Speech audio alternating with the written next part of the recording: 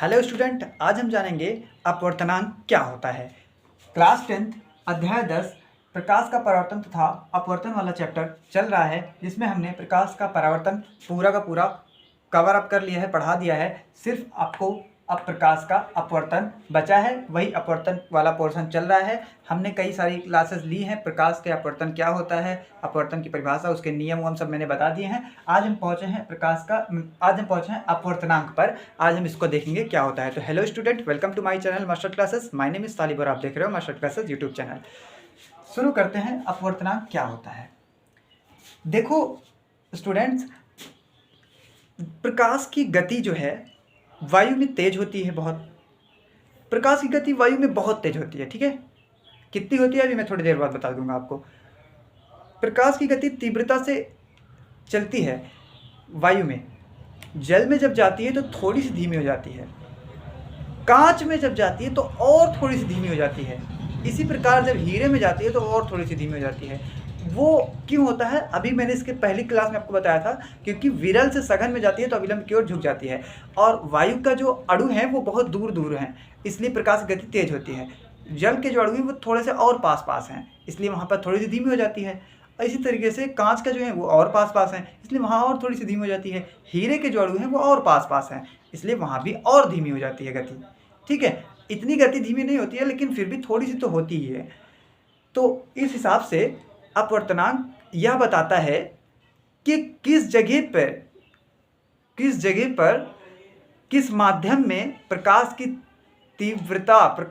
तीव्रता तेज है, मतलब ज़्यादा है या कम है। मतलब प्रकाश की चाल किस जगह पे अधिक है, किस जगह पे कम है, यही अपवर्तनांक बताता है। तो मैंने वही डिफिनीशन में लिखा है, आप उसको नोट कर लेना। अभी मैं थोड़ी देर में हट जाऊंगा, मैं समझा देता हूँ।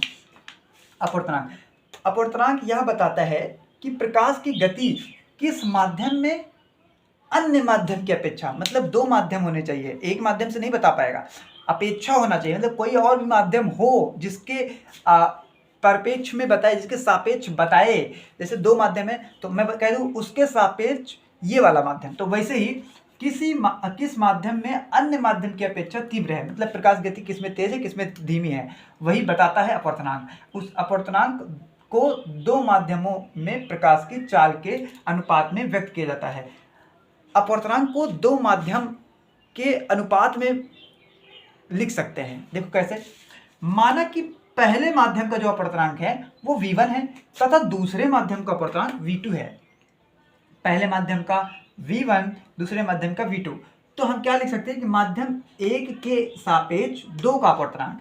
याद रहे, ये बहुत कंफ्यूजन करता है कि अपवर्तनांक किसका, एक के सापेक्ष, मतलब एक के सापेक्ष दो का अपवर्तनांक। तो असली में अपवर्तनांक दो का हमको ये निकला क्या है, निकालेंगे क्या इससे, दो का अपवर्तनांक निकालना है एक के सापेक्ष। इस बात को बहुत अच्छे से समझ लेना, मैं क्या कह रहा हूं। एक के सापेक्ष अपवर्तनांक, दो, एक के सापेक्ष किसका, दूसरे माध्यम का अपवर्तनांक। एक मतलब पहले माध्यम के सापेक्ष दूसरे माध्यम का अपवर्तनांक, ठीक है। वो क्या होता है, उसको इस तरह से लिखते हैं। देखो ये साइन है, इस तरह से लिखते हैं n/2 ये बात को बहुत अच्छे से समझिए, यही फॉर्मूला बनने वाला है और इसको याद कर लेना। अभी बताऊंगा मैं कौन सा याद करना। n/2 मतलब 1 के सापेक्ष 2 का अपवर्तनांक, मतलब जो बाद में है वो पहले, जो पहले है वो बाद में, ठीक है। 1 के सापेक्ष 2 का अपवर्तनांक, तो वही लिखा है n/2 बराबर पहले माध्यम का अपवर्तनांक, जिसका वेग हमने माना था v, जिसकी चाल हमने मानी है v माध्यम में प्रकाश की चाल, जो पहला माध्यम है उसमें प्रकाश की चाल बटे दूसरे माध्यम में प्रकाश की चाल। तो उसको हम ऐसे, इसको इतना बड़ा सा ना लिख के हम उसको ऐसे लिख दिए शॉर्ट फॉर्म में कि पहले माध्यम का अपवर्तनांक दूसरे माध्यम का अपवर्तनांक पहले माध्यम के सापेक्ष, पहले माध्यम के सापेक्ष दूसरे माध्यम का अपवर्तनांक, चाहे जिस तरह से बोलो आप, पहले माध्यम का अपवर्तनांक दूसरे माध्यम के सापेक्ष पहले माध्यम प्रकाश का वेग बटे दूसरे माध्यम में प्रकाश का वेग। अच्छा, इसको ऐसे याद कर सकते हो कि ये बाद में एक है तो बाद वाला पहले आ गया, पहले दो था तो ये नीचे आ गया। ऐसे आप याद कर सकते हो, मैं समझने के लिए बता रहा हूँ कि आप ऐसे याद कर सकते हो। इसको आप नोट कीजिए। फिर मैं आपको एक बहुत इंटरेस्टिंग बात बताऊं कि अपवर्तनांक के बाद एक होता है सापेक्ष अपवर्तनांक, निरपेक्ष अपवर्तनांक। तो निरपेक्ष अपवर्तनांक क्या होता है मैं ये बताने चल रहा हूं आपको, इसको आप जल्दी से नोट डाउन कर लीजिए।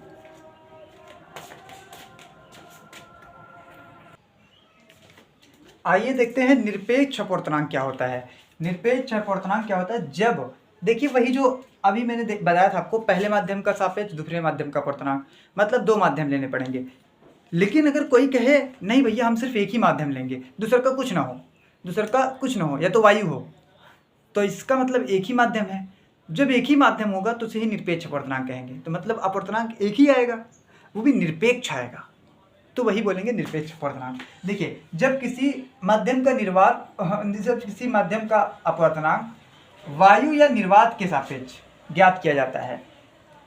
अपवर्तनांक किसी कांच वांच के नहीं, सिर्फ एक ही रहे, चाहे कांच रहे चाहे हीरा रहे, कुछ भी रहे, बस अपवर्तनांक जो ज्ञात करें वो, जब किसी माध्यम का अपवर्तनांक ज्ञात करें वो वायु या निर्वात के सापेक्ष ज्ञात करें। अच्छा वायु निर्वात क्या है, वायु तो आपको समझ में आता है, निर्वात क्या है, निर्वात माने कुछ ना हो, वायु भी ना हो, एकदम वायु भी ना हो, तो उसे निर्वात बोल देंगे।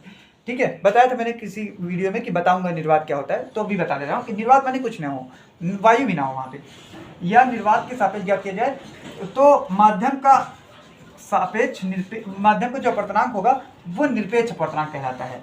माध्यम का निरपेक्ष अपवर्तनांक कहलाता है। इसे n1, n2 या फिर n माध्यम से प्रदर्शित करते हैं। अच्छा यहाँ पे n1 ही क्यों लिखा गया है, क्योंकि अभी पिछले फॉर्मूले में आपने देखा था n12 मतलब एक के सापेक्ष दूसरे का अपवर्तनांक, ऐसा था ना।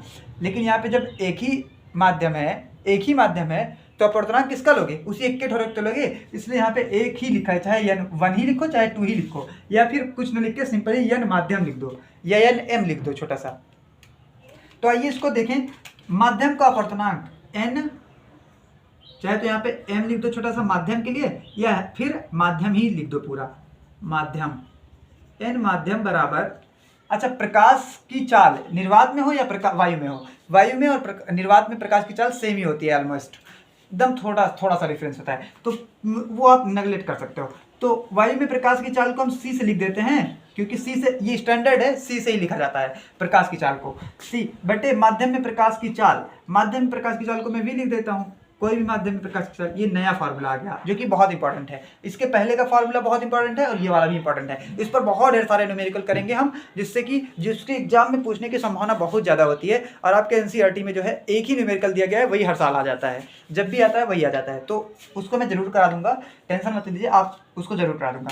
अब यहाँ पे प्रकाश की चाल बता देता हूँ, जहाँ c प्रकाश की चाल है, ऐसे ही बता देता हूँ, लिख लेना, जहाँ c प्रकाश की चाल, यहाँ पे तो लिखा ही है प्रकाश की चाल, माध्यम में प्रकाश की चाल। अब यहाँ पे सिर्फ इतना बता दूंगा मैं आपको, प्रकाश की चाल कितनी होती है, प्रकाश की चाल पता है, प्रकाश की चाल बहुत ज्यादा होती है, सबसे ज्यादा प्रकाश की चाल होती है, मैं ऐसा कहूँगा। प्रकाश की चाल होती है कितनी, देखो जरा ध्यान से, प्रकाश की चाल जिसको मैं c से लिखा हूं बराबर 3 × 10⁸ मीटर प्रति सेकंड। एक सेकंड में वो 3 गुरुत्व 10⁸ मीटर प्रति सेकंड चलता है। अच्छा इसको अगर मैं खोल के लिखूं बड़ा सा करके, तो देखो ये कितना आएगा, जरा देखो, 3 लिख कर उसके बाद 8 जीरो, 1 2 3 4 5 6 7 8, ये इतनी बड़ी गिनती है, मतलब इतना मीटर प्रति सेकंड चलता है। अगर एक आध जीरो इधर उधर हो गए तो आप इसको मैनेज कर लेना, इतना मीटर एक सेकंड में चलता है प्रकाश, सोचो इतनी तेज है चलता है प्रकाश। तो ये रहा अपवर्तनांक का कॉन्सेप्ट, बढ़िया से समझाया मैंने आपको अपवर्तनांक बढ़िया से समझ में आया होगा। इसके बाद अब अगली क्लास में हम कुछ और डिस्कस करेंगे इसके आगे के टॉपिक्स को, ठीक है। इस क्लास को यहीं तक रहने देते हैं। मुझे लगता है बहुत अच्छे से क्लियर हुआ होगा। अगर क्लियर हुआ हो तो वीडियो को लाइक करके हमारे चैनल को सब्सक्राइब करके बेल आइकन दबा लेना, जिससे हमारी वीडियोस आपको मिलती रहें रेगुलरली, ठीक है। अपने दोस्तों में भी शेयर कर देना, जिससे कि वो लोग का भी थोड़ा थोड़ा भला हो जाए, बोर्ड एग्जाम में अच्छे नंबर ला सकें। Thanks for watching.